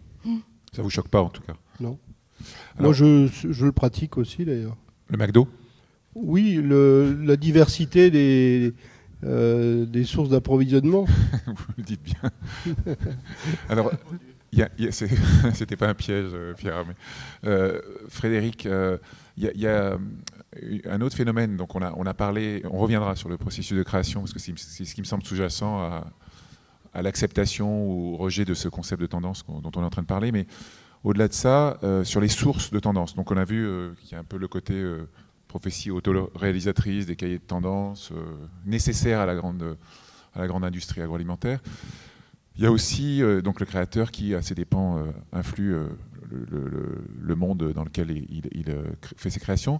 Vous observez beaucoup de professionnels et beaucoup de gourmets à travers l'école du Grand Chocolat, je crois. C'est aussi un monde qui émerge, qui a des idées, des envies, des opinions et qui à travers les nouvelles technologies que vous évoquiez, porte un discours. Est-ce qu'il porte une influence aussi ? Bien sûr. Bien sûr. On a créé les stages gourmets à l'école. À l'époque, c'était pour payer la climatisation et le chauffage parce que l'école allait mal. Il y a de ça 18 ans. Et puis aujourd'hui, c'est 3000 gourmets par an qui viennent à l'école du Grand Chocolat à Tain-l'Hermitage. Et donc aujourd'hui, c'est une vraie activité. Et il y a 18 ans, les blogueurs, ça n'existait pas. Et aujourd'hui, alors je ne sais pas si c'est un métier, blogueur. Ce serait un joli débat aussi, ça. En tout cas, certains le vivent comme un métier, voire même créateur de tendance. Pour être clair, ça m'énerve énormément. Comme je dis souvent, quand dans nos métiers, on attend à peu près 15 ans de métier pour oser commencer à l'ouvrir, et si le chef nous donne le droit, puis ça se mérite de pouvoir l'ouvrir. Et aujourd'hui, tout le monde a un avis sur tout, et surtout un avis d'ailleurs. Et la mode, c'est un peu pareil, hein, parce qu'il y a des créateurs de mode sur Internet maintenant, j'ai vu, ils font leur petit blog de la mode. Mais c'est impressionnant de voir comment n'importe qui arrive à imaginer qu'il peut s'exprimer sur ce que l'on fait. Quand je dis on, c'est... Je me suis frité il n'y a pas longtemps avec une blogueuse à l'école, une blogueuse extrêmement connue, qui trouvait résolument les macarons de Pierre Hermé pas originaux. Et je l'ai trouvée admirablement conne. Et j'ai essayé de lui faire comprendre avec beaucoup d'élégance. En fait, elle m'énervait pas parce qu'elle disait, mais je trouvais assez incroyable. Et elle expliquait que sur son blog, elle voulait partager des valeurs différentes, que le macaron, c'est bien plus profond, donc super capillotracté, à fond perché, super convaincue parce qu'elle pensait elle-même, toute seule dans sa salle de bain et devant son Mac. Et c'était assez stupéfiant parce qu'elle m'a beaucoup énervé, vous l'imaginez. Sauf qu'elle est extrêmement écoutée par la presse, extrêmement visible en France, et qu'elle fait plein de livres. C'est une censure redoutable. Et ça crée des tendances. Elle arrive, elle est très écoutée. Je trouve ça plutôt édifiant, moi. Je trouve ça plutôt édifiant. En tant que pro, ça me dérange beaucoup. Mais en tout cas, pour répondre à ta question, c'est... en effet, chacun se fait sa tendance, chacun estime avoir le droit, ça critique énormément, ils viennent chez Valrhona, ils sont contents, mais ils critiquent les chocolats, critiquent les emballages, sincèrement c'est pas à la hauteur, puis je vais le mettre sur mon blog, donc ils font un peu le TripAdvisor aussi de la création des gens, etc., etc., etc. Je trouve ça à la fois intéressant parce qu'ils sont de plus en plus intéressés, de plus en plus impliqués, mais à la fois, ce qui est surprenant, c'est qu'ils sont capables de prendre des positions, pour beaucoup de gens, prendre des positions très marquées, très affirmées, très affichées. Je trouve que c'est avoir beaucoup, beaucoup de talent. Donc, pour certains, ils arrivent à faire la tendance. On n'est pas là pour polémiquer, donc on parlera de blogueurs, là, pour le coup, d'une. Et là, quelque part, ils ont l'aura sur la toile, ils parlent, ils s'expriment. Ils disent même que dans 2 ans, d'ailleurs, c'est ça qui va arriver. C'est fabuleux. Enfin, moi, il m'impressionne grave, ma mère. Et je trouve ça stupéfiant parce que j'ai une grande gueule. Je suis un petit peu créatif. Merci à mon maître Pierre Hermé qui m'a laissé être créatif, qui m'a laissé m'éclater, me dépasser. Mais c'est vachement dur. Et aujourd'hui, on est dans un monde... parfois, ça sent un peu l'insoutenable légèreté de l'être. Et souvent, je vois dans la mode, etc., je vois les mêmes choses. Mon frère est designer en Norvège. Et on voit les mêmes choses partout. Ça me laisse un petit peu perplexe, j'avoue. Parce que quelque part, on a l'impression que finalement, créateur, c'est plus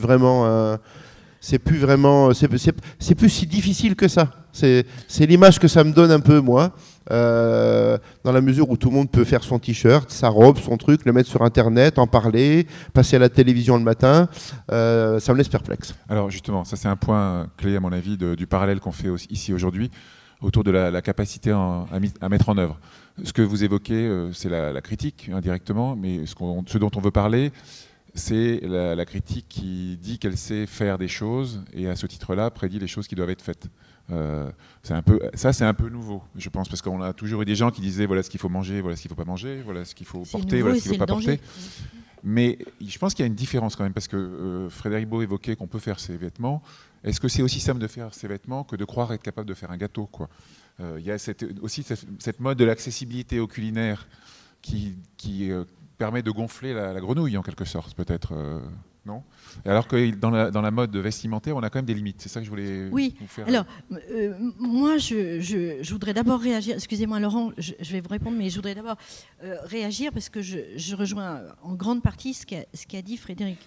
C'est-à-dire que ce qu'on essayait de dire tout à l'heure, c'est que les tendances, au lieu d'être verticales, autoritaires, et d'une influence certaine et structurante et d'une certaine manière sécurisante, tout le monde pense les faire, tout le monde croit les faire, tout le monde est attentif à tout le monde parle, et que, comme toujours dans la pluralité des opinions, dans la pluralité des effets, il y a danger. C'est-à-dire qu'il faut faire un tri et il faut être suffisamment objectif, regardant et prudent, en quelque sorte, sur tout ce qui sort.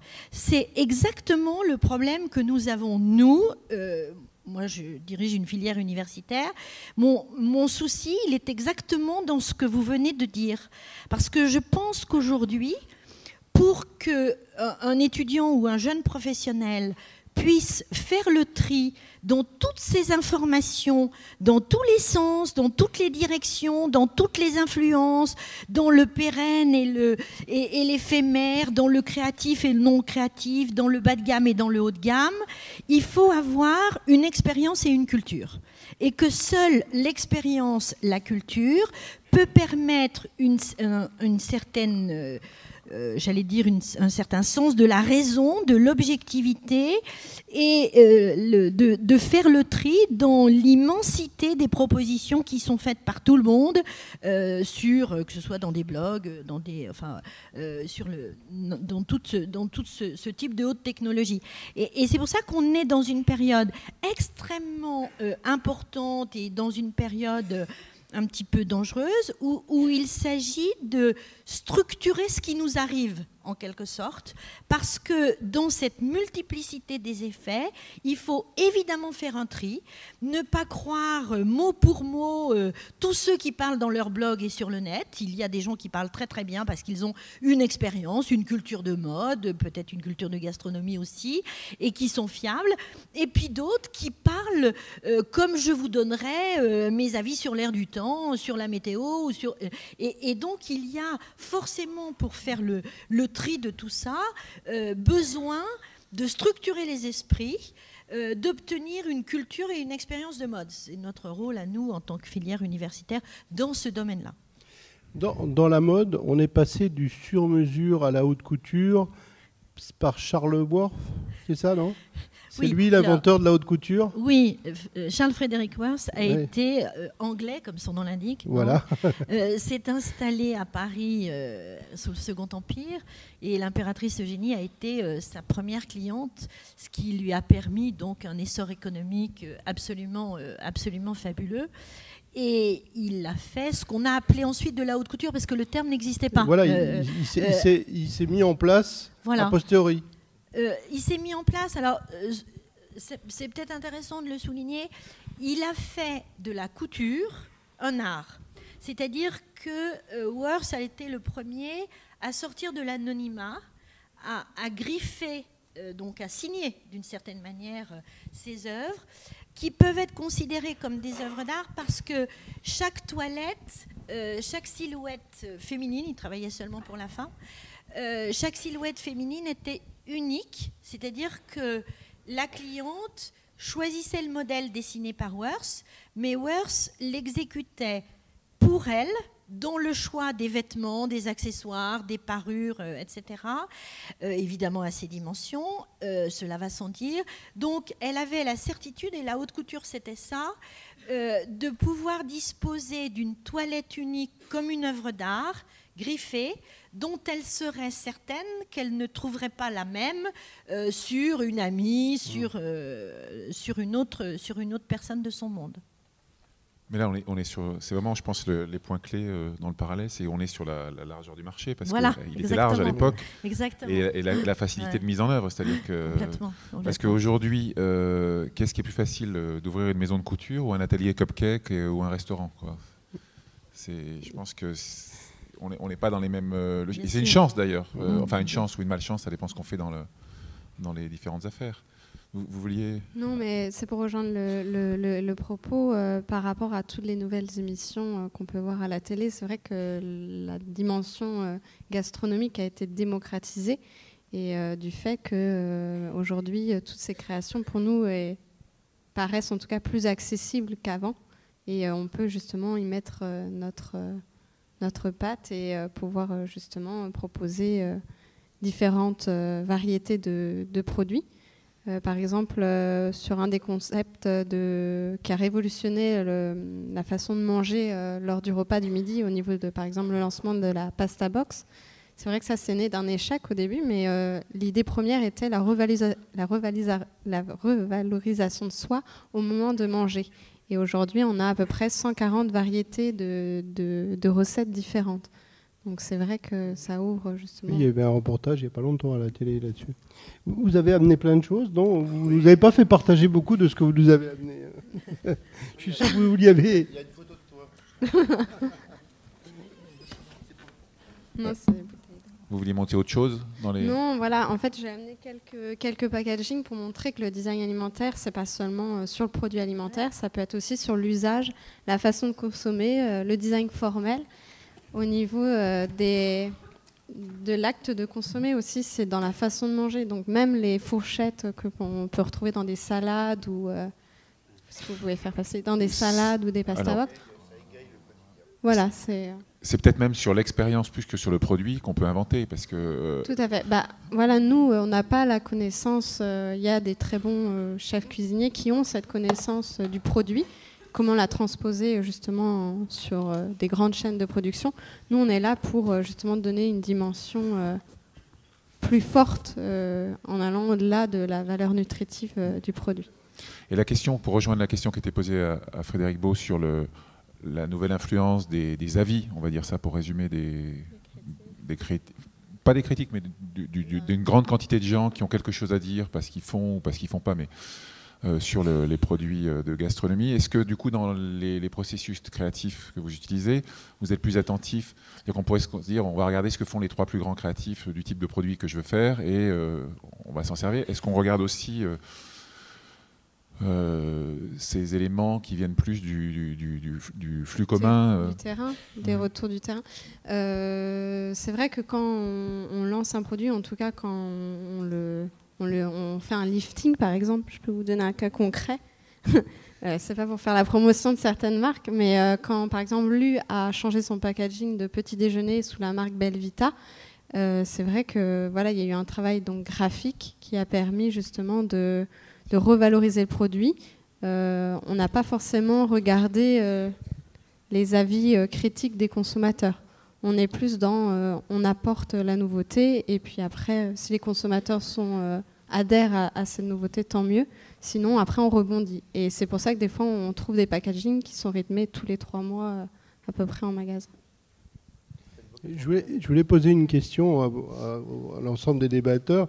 Est-ce que vous pensez que le bio est une tendance ou une lame de fond? Est-ce que vous pensez que le sans gluten est une tendance ou une ligne de fond, ou, enfin, un mouvement de fond? Ça, on peut considérer que c'est des tendances, non? Ou des mouvements plus importants que des tendances? Alors, moi, je ne suis pas en mesure, Monsieur Hermé, de vous répondre d'une manière aussi précise sur le sans gluten ou quelque chose comme ça. Par contre, je trouve qu'il y a une chose qui est une tendance de fond importante et qui fait le lien entre la gastronomie et la mode au sens vestimentaire, c'est le souci de soi. Alors peut-être que le bio, le sans gluten et d'autres choses encore santé, l'aspect santé rentrent là-dedans. C'est pour ça que je ne vous répondrai pas aussi précisément. Mais il est incontestable que depuis une vingtaine d'années, ce qu'on appelle, nous, le rapport au corps est extrêmement important dans la mode. C'est-à-dire qu'aujourd'hui, on a le souci d'avoir une hygiène de vie, de faire du sport, de ne pas trop manger, de rester non seulement svelte, mais en forme, dans une forme physique. Et la mode tire beaucoup parti de ça. L'importance du streetwear après le sportswear dans la mode est vraiment une influence extrêmement forte et extrêmement pérenne dans la mode depuis plusieurs décennies et dont, à mon avis, je ne veux pas à mon tour jouer les prescripteurs, mais on n'est pas sorti. Enfin, c'est vraiment quelque chose qui est fondamental. Donc je pense que les tendances de moins sucré, moins salé, sans gluten, enfin beaucoup de choses... Ce que Frédéric a inventé, qui est la gourmandise raisonnée, voilà, c'est pareil, c'est quelque chose d'intéressant aussi. C'est complètement dans l'air du temps et ça, je pense que c'est... une tendance de fond, en quelque sorte, vraiment quelque chose qui est important et qui fait le lien entre nos deux secteurs. Alors, le soi me donne l'occasion de faire une toute petite synthèse pour donner la parole à Salle, parce que je crois que c'est souhaité, et pouvoir échanger avec Pierre Hermé, Frédéric Beau, Marion Leroux et vous-même. Peut-être que le parallèle qu'on a essayé de faire, il pose cette question du soi. Donc, comme on l'a dit...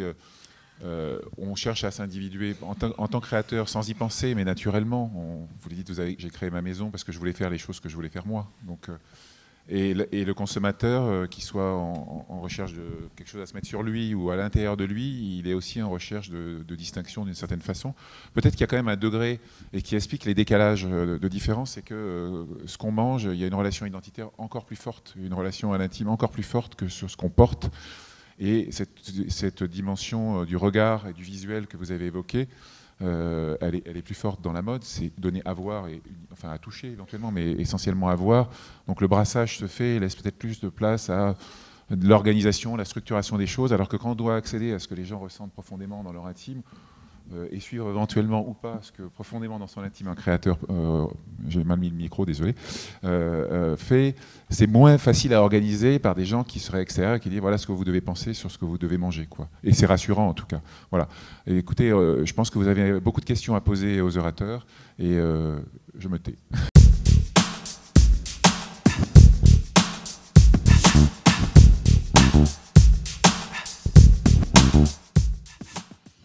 Et écoutez, je pense que vous avez beaucoup de questions à poser aux orateurs et je me tais.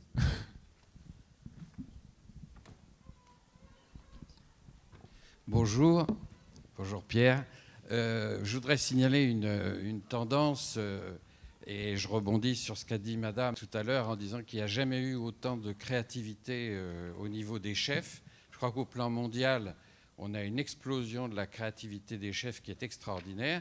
Et il y a une tendance qui existe, qui a été initiée par un certain nombre de personnes comme Ferran Adria à El Bulli, puis Noma, c'est la multiplication des plats avec des plats qui ont tendance à avoir un tout petit nombre de choses dessus. Par exemple, chez Noma, il y avait une arête de sardines, seulement l'arête de sardines. Donc, on pousse la tendance très loin, et je pense que c'est une tendance qui existe. Bon, elle a été un peu brisée par le fait que l'utilisation de produits chimiques a conduit à des erreurs manifestes, mais il y a une belle tendance, si vous voulez, gastronomique qui se dessine avec cette multiplication de plats. Et alors, il faut savoir que ce que font les chefs est après imité et reproduit à la maison. Par exemple, quand il y a eu la tendance de la cuisine en basse température, ça c'est clair que c'est une tendance qui se développe et qui se développe même à domicile chez les gens. Donc je voulais simplement signaler et avoir votre avis. Je pense qu'on n'a jamais eu une cuisine aussi brillante et aussi créative que depuis l'échange des cultures, puisque même des gens comme Joël Robuchon est allé s'inspirer de la cuisine chinoise pour la transposer dans sa propre cuisine. Donc c'est une période extraordinaire. La tendance est à la multiplication des expériences. Vous voulez qu'on réagisse? C'est ça? Alors je vais réagir. Je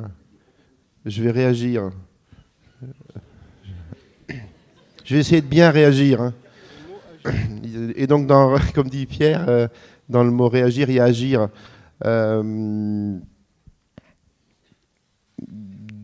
J'en ai marre de bouffer de la sauce de soja en France. Je disais à Pierre hier, moi j'ai un restaurant japonais, ma femme est japonaise. Au Japon, on mange du tataki, on mange pas de pain tous les matins. Je trouve très bien de s'inspirer de tout ce qui se fait autour, mais je suis désolé, Pierre Armé, il fait pas des wagashi chez lui. Il fait pas des pastel de nata de Portugal, c'est très très bon. Mais il va les manger, peut-être comme moi, à Lisbonne, etc., etc. Et Dieu sait que c'est un homme du monde et que Pierre Armé voyage énormément. Mais moi, c'est intéressant ce que vous dites, parce que je trouve, moi je voyage énormément aussi, je trouve que c'est la limite de je fais l'éponge. Au bout d'un moment, quand tu arrives à Tours et qu'on te dit, c'est que j'ai jamais été au restaurant à Tours, sinon je mange. J'étais avec mon ami Ménard dans un restaurant, je ne sais plus où, il y a quelques années. Moi, si je viens à Tours, c'est peut-être pas pour bouffer japonais. Chez quelqu'un qui parfois n'est pas japonais, je provoque volontairement. Hein. Au bout d'un moment, c'est que ça inspire, oui. Que ma femme est stupéfaite de bouffer aussi dégueulasse japonais en France. Elle voit des interprétations de sa culture, de sa cuisine, ça lui fait tomber les bras. Des gens qui font de la cuisine fusion, qui se terminent souvent plutôt cuisine confusion. Donc je pense c'est top. Je partage beaucoup de choses que vous dites. À la fois, les pires, ce sont les imitateurs de Ferran Adrià. Et des marionnettes de Noma et des marionnettes de Ferran Adrià, on en est infesté. Je parlais tout à l'heure des imitateurs. Aujourd'hui, à Paris, vous avez un macaron tous les 20 mètres, à peu près. On mange des trucs scandaleux. Même chez McDo, maintenant, on a des macarons, on a les 14 couleurs. Hein. Des burgers. C'est des burgers. Et là, dans cette cuisine hyper créative, j'ai vu, là, il y a un chef en France, il a un grand article dans un grand magazine pro. Il fait ce que les frères Roca font en Espagne depuis 18 ans, sauf que lui, ça y est, il a inventé l'eau chaude. Puis les journalistes adorent dire ça, etc. Je trouve ça un peu stupéfiant. Et au bout d'un moment, je vous imaginez l'admiration que j'ai pour un Joël Robuchon. Je trouve ça génial, mais à la limite, point trop non faux. On était chez Robuchon hier soir avec Pierre pour son anniversaire, vous l'avez compris. J'ai pas pris le machin sésame grillé, sauce de soja, sauce teriyaki, même si ça doit être maîtrisé à fond. Pierre me dit le pâté en croûte, il est génial. J'ai pris l'agneau de lait, nanana, parce que j'ai pas envie d'aller chez Robuchon pour manger. Alors peut-être parce que je voyage, etc. Mais quelque part. Ne perdons pas notre identité, et je ne suis pas un cocorico franco-français, mais quelque part, il faut que exploitons tout notre patrimoine. On est classé immatériel, patrimoine immatériel. C'est pas pour que vos petits-enfants mangent demain que du tataki, des sauces au sésame, et que Kikkoman soit le sponsor de la gastronomie française. Et j'adore Kikkoman, j'ai pas de problème. Il y avait quelque chose d'intéressant à constater dans ce que vous avez dit, c'est que dans tous les mouvements de fond de la gastronomie, il y a un apport à la tradition. Ça veut dire que lorsqu'il y a eu le mouvement de la nouvelle cuisine avec ses succès, puis ensuite ses excès, il y a eu un apport et la cuisine française, la traditionnelle, n'est plus la même qu'avant. Et je pense qu'avec le mouvement créatif qui perdure depuis un certain nombre d'années, c'est pareil, il y a un apport à la tradition qui est incontestable et à l'évolution de cette tradition. Parce que la tradition n'a de raison d'être que si elle évolue.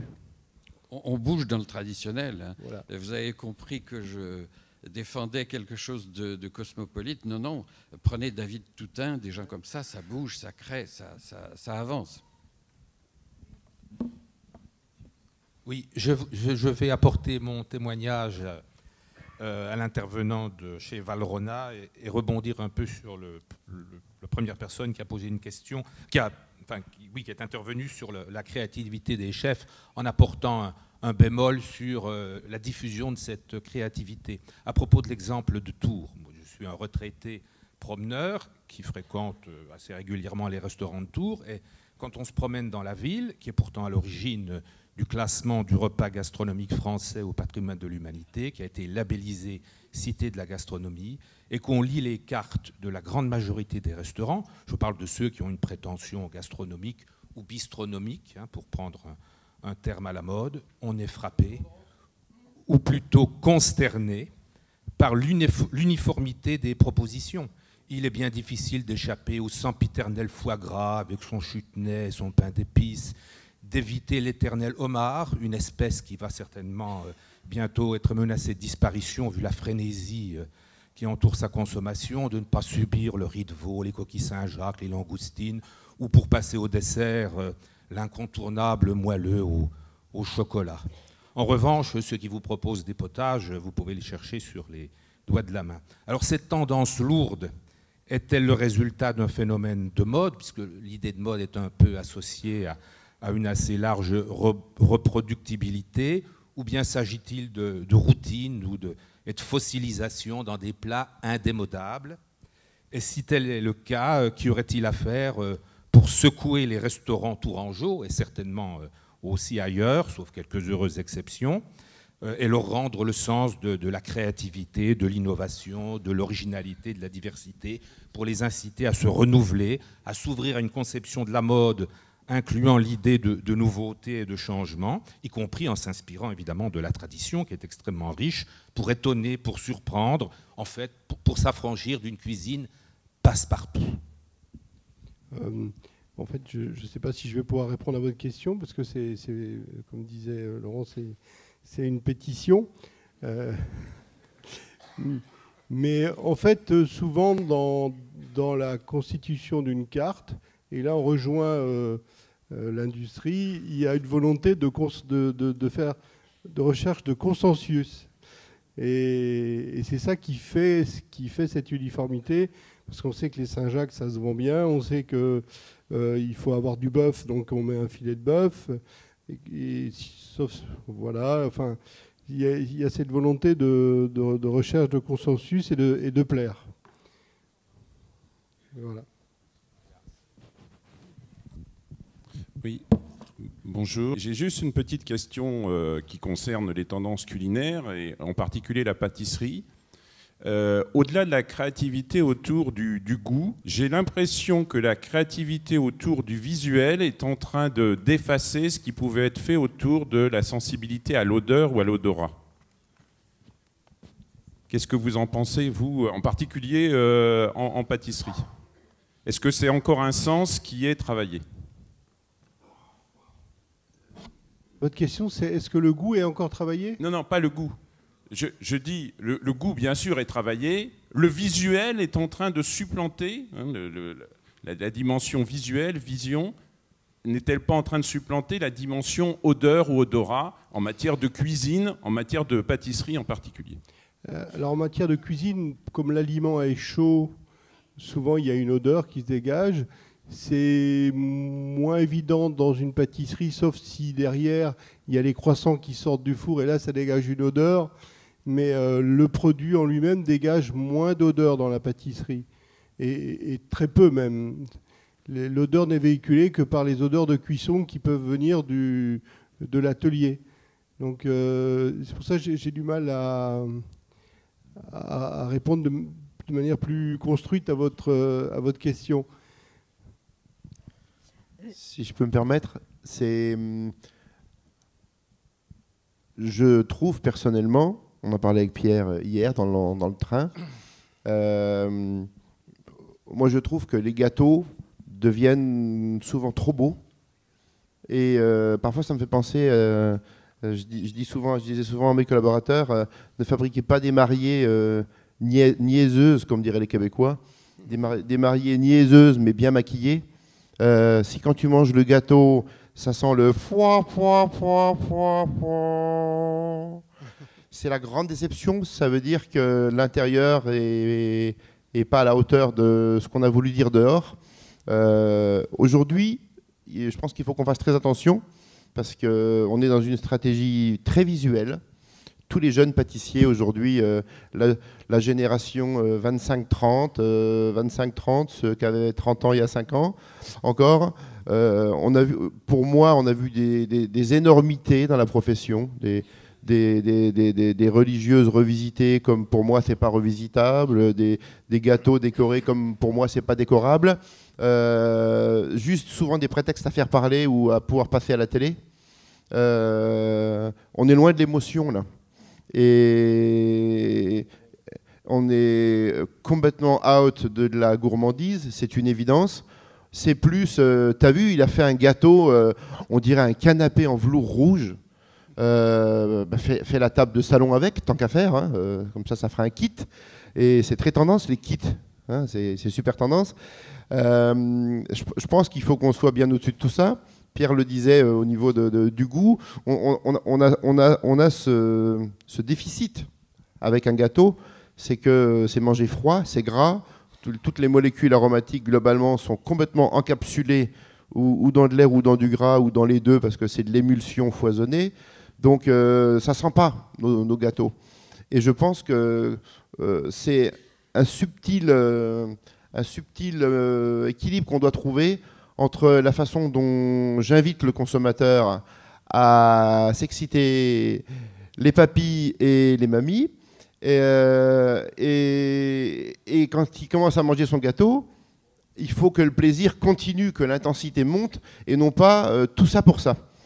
Et je pense que souvent, le visuel, c'est hyper excitant. On est des pâtissiers, c'est hyper excitant de faire des très beaux gâteaux. Mais souvent, je dis à mon pâtissier, moi, au restaurant, arrêtez, le décor commence à ne plus avoir de relation avec le plaisir que le dessert risque de provoquer. C'est super beau, mais on n'est pas le 14 juillet. Et il faut que le plaisir soit croissant quand on commence à manger le gâteau, et non pas l'inverse. Et parfois, ça doit vous arriver, c'est vachement beau, comme disait Pierre, on achète avec les yeux dans la vitrine, et puis quand on mange le gâteau, c'est je m'attendais à autre chose. Ben, c'est pas bien. C'est pas bien, ça veut dire qu'on a fait les choses à l'envers. Je vais me permettre de quitter ma casquette d'animateur pour donner un élément de réponse au monsieur. Si la question, c'est, puisque le goût est un sujet que je connais un petit peu, l'esthétisation, c'est une tendance, c'est évident. C'est que le côté attractif du visuel dans la pâtisserie, avec les déceptions éventuelles qu'évoquait Frédéric Beau, c'est évident. Je pense que le problème, c'est pas tellement l'absence de l'odorat. Pierre Hermé a raison, l'odeur externe, elle n'apparaît que dans peu de séquences. Mais ce que disait Frédéric est important, c'est que les molécules odorantes sont encapsulées, l'odorat est dans le goût, il suffit juste de le révéler. Et la ça, fusion. C'est le fait de broyer, de réchauffer qui va permettre de transmettre ces émotions.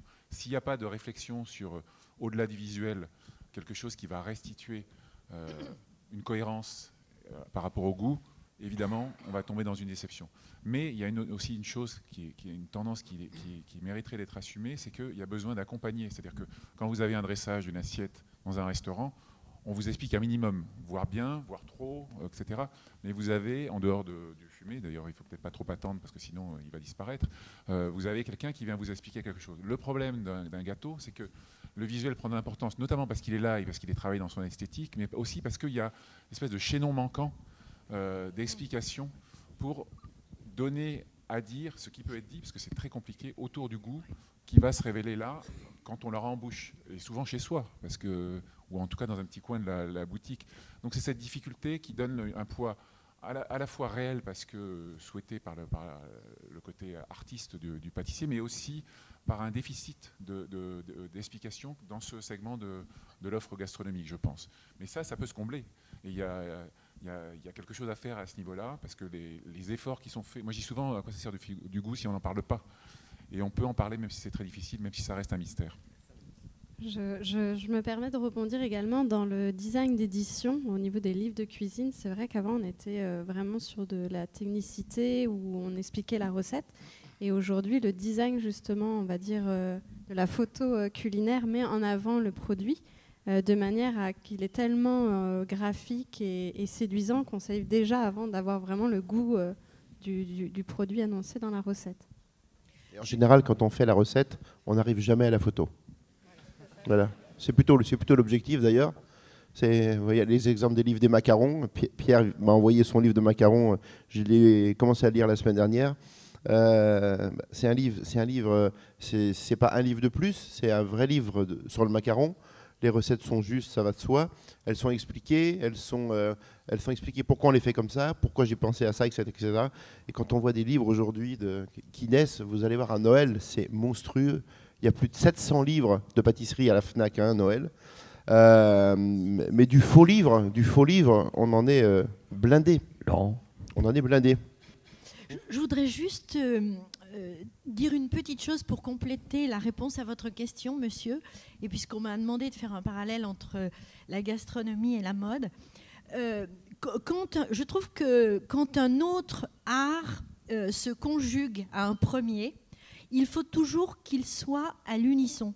On a connu la même chose avec la grande période des photographes de mode. Enfin, il y a toujours de très grands photographes de mode, mais il y a eu une période extrêmement belle de la photographie de mode, surtout avec des artistes américains, qui photographiaient la mode, souvent d'une manière très très belle et très artistique. La question est-ce que ce que veut dire le couturier est à l'unisson de ce que veut dire le photographe? Et quand on parle de photographie culinaire ou de design culinaire, on en revient exactement à la même question. La photo culinaire, elle peut être très très belle, mais ce qui compte, et on est tous bluffés parce qu'on voit beaucoup de photographies ou de design culinaire extrêmement esthétique, mais ce qui compte, c'est que ce soit dans la même idée, dans la même créativité, dans la même sensibilité que le chef pâtissier ou le chef chocolatier qui est derrière. Et je trouve que là, il y a un vrai parallèle intéressant. On va prendre encore une ou deux questions. Juste une question, un commentaire. Voilà, par rapport, revenons à notre début de débat sur la mode. Une définition qui m'intéresse, c'est la mode permet à une personne d'exprimer son individualité en étant comme tout le monde.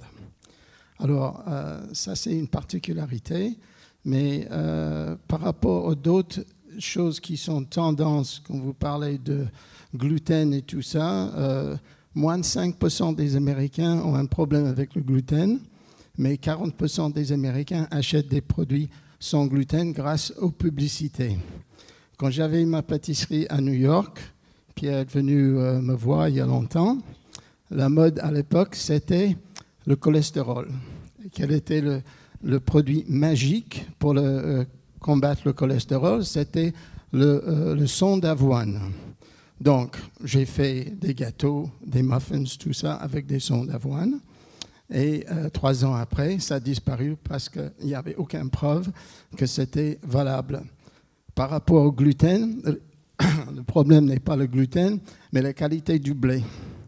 Donc, si on a une bonne qualité de blé, il n'y a pas de problème de gluten. Mais je pense, au niveau de créativité, il y a beaucoup à faire. On ne sait pas ce que va devenir demain. Et ça, c'est une bonne chose. Et comme Pierre dit, il n'y a pas une tendance particulière.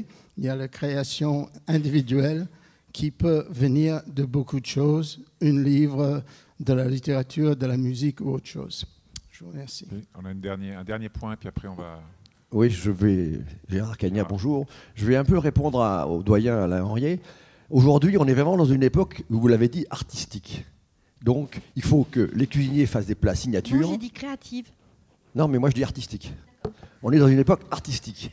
Il y a eu l'époque éponymique avec Paul Bocuse, quand tout le monde a mis son nom sur le restaurant. Ça, c'est l'époque éponymique. Là, c'est l'époque artistique. Il faut que d'abord, chez des grands cuisiniers, chaque plat soit signature, suffisamment compliqué, avec 10 ou 20 gestes de façon à ce qu'on ne puisse pas le dupliquer.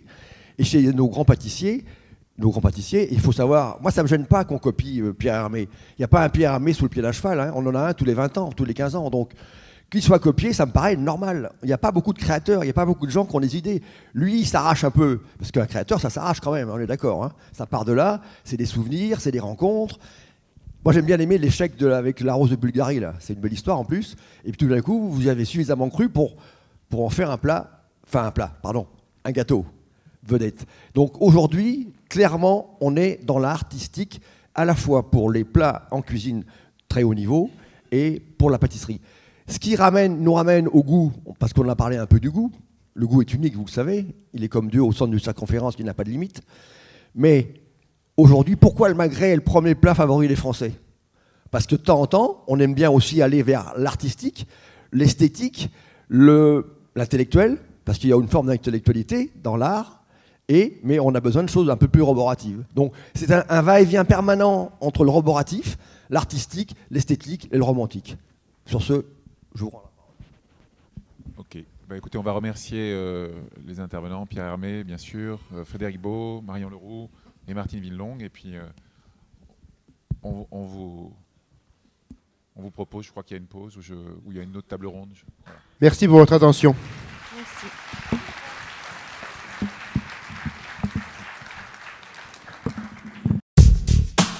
Pas développer les processus communs pour moi, on a un positionnement 100% niveau français. Il n'y a pas de révolution. On the air with Brian, you know lying, we be trying, to take it back to where you going, and we be flowing, and you be knowing none. See me in the party, baby, give me